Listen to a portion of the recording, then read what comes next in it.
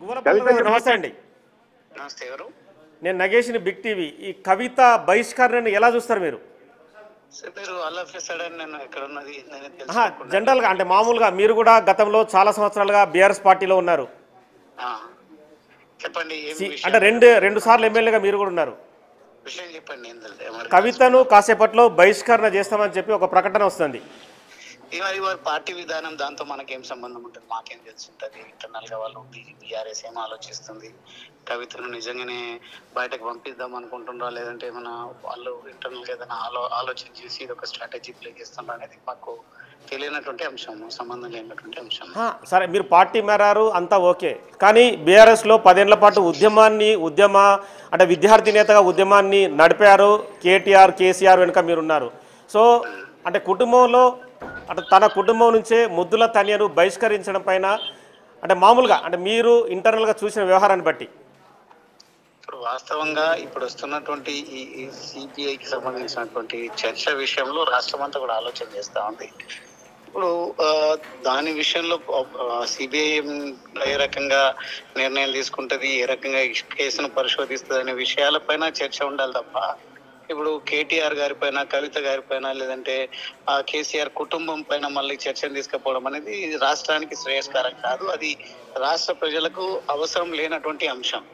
చట్టం తన పని తాను చేసుకపోతుంది. నిజంగానే ఒకవేళ రేవంత్ రెడ్డి గారికే చిత్తశుద్ధి ఉండి ఉంటే, చట్టాల పైన గౌరవమే ఉండి ఉంటే, వారు పిసిసి ప్రెసిడెంట్ గా రాష్ట్రం అంతా పర్యటిస్తూ చాలా ప్రగల్భాలు పలికిండ్రు. చెలో ద్రోహులను ఎవరిని వదిలిపెట్టాను, December 9నే మొత్తం ఇచ్చిన హామీలన్నీ నెరవేరుస్తా, December 9 నుండి నా కార్యాచరణ మొదలు పెడతా, ఎవరిని వదిలిపెట్టను అన్నారు. మళ్ళీ 20 నెలలు ఎందుకు పట్టిందో వారిని కూడా అడగాల్సినటువంటి అవసరం ఉంది. 20 నెలల కాలంలో వారు తీసుకున్నటువంటి నిర్ణయం ఏంది, ఏం వెసులుబాటు బీఆర్ఎస్ పార్టీకి ప్రభుత్వం కల్పించింది అనే చర్చ అయితే విస్తృతంగా ప్రజల్లో జరుగుతుంది. అంటే ఒక కమిషన్ వేసి విచారణ జరపడంలో కొంత టైం కూడా ఉంటుంది. అంటే రాజకీయ నేతగా మీకు కూడా తెలిసి విషయాలన్నీ.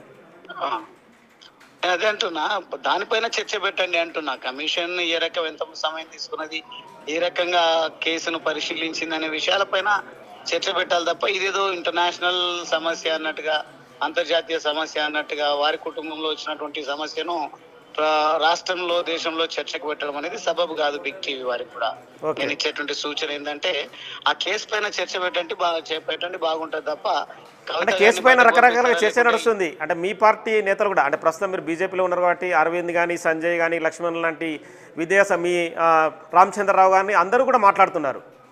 నేను కూడా మాట్లాడుతున్నది నా వర్షన్ నేను చెప్తున్నా. వారు మా నాయకులు చెప్పండి. అంటే సిబిఐ ఎంక్వైరీకి ఆదేశించడం అనేది మీరు ఏం చెప్పదలుచుకున్నారు? సిబిఐ ఎంక్వైరీకి ఇవ్వడం అనేది మేము తప్పకుండా స్వాగతించాల్సినటువంటి విషయమే. ఒక అలిగేషన్ ప్రభుత్వం పైన, పెద్దల పైన వచ్చినప్పుడు ఒక బాధ్యత కలిగినటువంటి ప్రభుత్వంగా ఎవరైనా సరే ఆదేశం ఇవ్వాల్సిందే.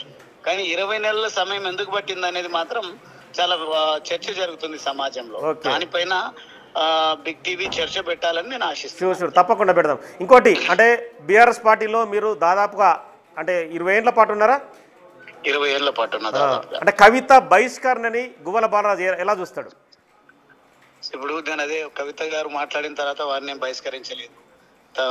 వారి నాన్నకు వ్యతిరేకంగా ఉత్తరం రాసినప్పుడు బహిష్కరించలేదు. వారు బాహాటంగా వచ్చి ఇది భౌగోళిక తెలంగాణనే వచ్చింది కానీ సామాజిక తెలంగాణ రాలేదు అని వారి పార్టీ విధానాలకు వ్యతిరేకంగా మాట్లాడుతున్నప్పుడు కవిత గురించి ఏం మాట్లాడకపోగా పైపెచ్చు కేటీ రామారావు గారు డాలస్ లో మేము సిల్వర్ జూబ్లీ సెలబ్రేషన్స్ కు వెళ్ళినటువంటి సందర్భంలో రేపు సెలబ్రేషన్స్ ఉంటే ఈ రోజు అక్కడ ఉన్నటువంటి ఆర్గనైజర్స్ కు, అదేవిధంగా మేము కూడా వెళ్ళినటువంటి వాళ్లకు బ్రేక్ఫాస్ట్ హోస్ట్ చేయడం జరిగింది అక్కడ.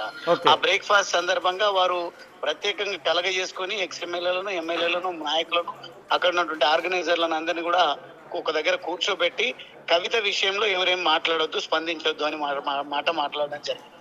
కానీ అదే నా విషయానికి వచ్చేసరికి నాకున్నటువంటి భయం, ఈరోజు నా అచ్చంపేట ప్రజలు కూడా కొంత నా గురించి ఆలోచిస్తున్నది ఏంటి అంటే, మాకు చెప్పకుండా 20 సంవత్సరాల బంధం గొప్పది, దాన్ని ఎక్కడ కూడా మాతో చర్చించకుండా రాజీనామా చేసిండ్రు, పార్టీలో చేరిండ్రు అని మా వాళ్ళు చర్చిస్తా ఉన్నారు. కారణం ఏంది అని అంటే, కవిత గారిని అయితే వారేం బహిష్కరించలేదు. అప్పుడే చేయాల్సిందే. ఒకవేళ ఒక పార్టీ విధానమే వారిని కూతురుగా కాదు ఒక నాయకురాలుగా చూసి ఉంటే.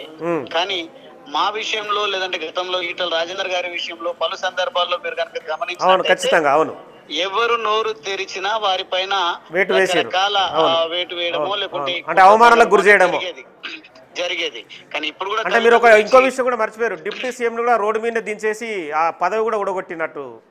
సరే అదే అంటున్నా, ఈ రకంగా జరిగినాయి. మళ్ళీ ఇప్పుడు మేము కవిత గురించి మాట్లాడితే మాకు పెద్దగా మాట్లాడాల్సిన అవసరం కాదు, మాట్లాడితే కూడా అదేం చెల్లుబాటు ఏం కాదు.